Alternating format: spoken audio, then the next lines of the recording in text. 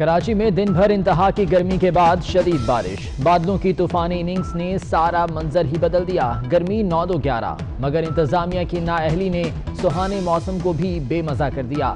سڑکیں تالاب بن گئیں، گاڑیاں پانی میں پھنس گئیں اور گلی محلوں میں بھی پانی پانی ہو گیا۔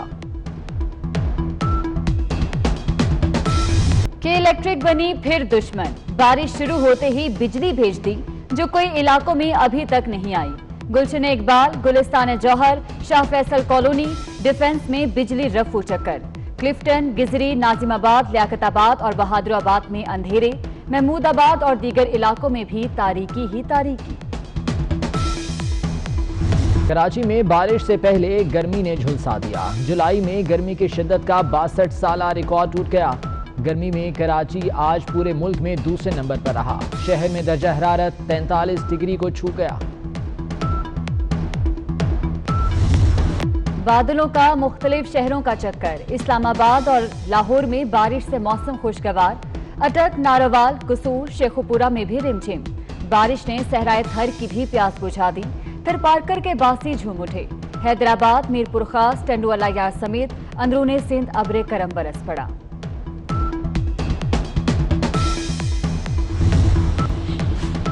کراچی میں بجلی کے بل اب اور بھی زیادہ آئیں گے۔ وزیر اعظم نے مرحلہ وار بجلی ₹2.89 فی یونٹ مہنگی کرنے کی منظوری دے دی۔ عوام پر 70 ارب روپے کا اضافی بوجھ پڑے گا۔ شہری حکومتی فیصلے پر پھٹ پڑے۔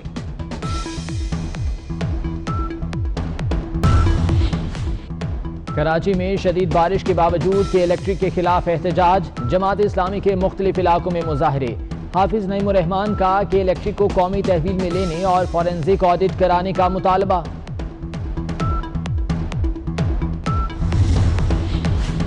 ملک میں لوڈ شیڈنگ پر وزارت کا موقف اور وزیر کا موقف الگ۔ ملک میں کہیں بھی لوڈ شیڈنگ نہیں ہو رہی، عمر ایوب کا دعویٰ۔ وزارت بجلی کا 12 گھنٹے تک لوڈ مینجمنٹ کا اعتراف۔ بلاول بھٹو نے نیا پینڈورا باکس کھول دیا۔ کلبھوشن یادو سے متعلق مبینہ خفیہ حکومتی آرڈیننس لے آئے۔ کہتے ہیں حکومت نے بھارتی جاسوس کو سہولت کاری کا موقع دیا، اس پر کوئی معافی نہیں۔ یہ سلیکٹڈ وزیر اعظم نہیں رہ سکتا۔ ایسا آرڈیننس ہم لاتے تو اب تک شدت پسند تنظیمیں اسلام آباد میں دھرنا دے رہی ہوتی۔ پاکستان کی بھارت کو کلبھوشن تک قونصلر رسائی دینے کی تیسری پیشکش۔ بھارتی حکام کے کلبھوشن سے ملاقات کے دوران پاکستانی سیکیورٹی اہلکار بھی نہیں ہوں گے۔ بھارتی ہائی کمیشن کو آگاہ کر دیا گیا۔ پاکستان کو بھارت کے جواب کا انتظار۔ بھارت کو دوسری قونصلر رسائی گزشتہ روز دی گئی تھی۔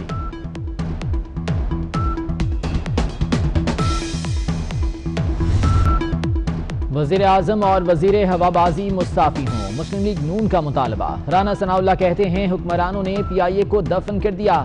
پائلٹس کے جعلی لائسنس کا ملبہ اپوزیشن پر ڈالنے کی کوشش کی گئی۔ آٹے کا بحران سر پر منڈلا رہا ہے، مافیا سرگرم ہے۔ نواز شریف کی حب الوطنی پر کسی کو شک نہیں۔ وزیر مملکت پارلیمانی امور علی محمد خان کا کہنا ہے کسی حکومت کی پالیسیز سے اختلاف کیا جا سکتا ہے، کوئی وزیر اعظم بن کر ملک کے خلاف کام نہیں کر سکتا۔ سی پیک ملک کا منصوبہ ہے۔ وفاقی وزیر برائے فوڈ سیکیورٹی گندم بحران سے لا علم۔ اسپیکر اسمبلی نے کہا آٹا مہنگا ہو رہا ہے، آپ کیا کر رہے ہیں؟ فخر امام کے جواب نے مزید سوالات کھڑے کر دیے۔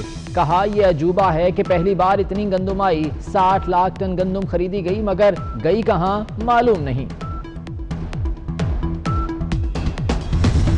لاہور سمیت پنجاب کے مختلف شہروں میں آٹا بدستور نایاب۔ چینی جہاں سستی تھی وہاں بھی 90 روپے کلو تک پہنچ گئی۔ سبزیاں اور سبز مسالہ جات کی قیمتوں میں بھی مزید اضافہ۔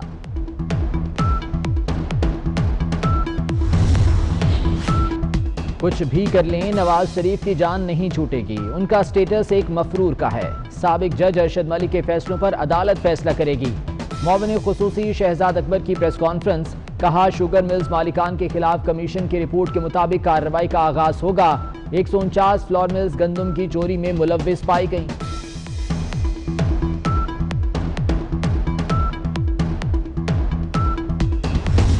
آئل ٹینکرز کی ہڑتال جاری، ملک بھر میں پیٹرولیم مصنوعات کی سپلائی معطل۔ وزارت پیٹرولیم کا ہڑتال ختم کرانے کا دعویٰ۔ کراچی میں آئل ٹینکرز ایسوسی ایشن کا کہنا ہے مطالبات کی منظوری تک ہڑتال جاری رہے گی۔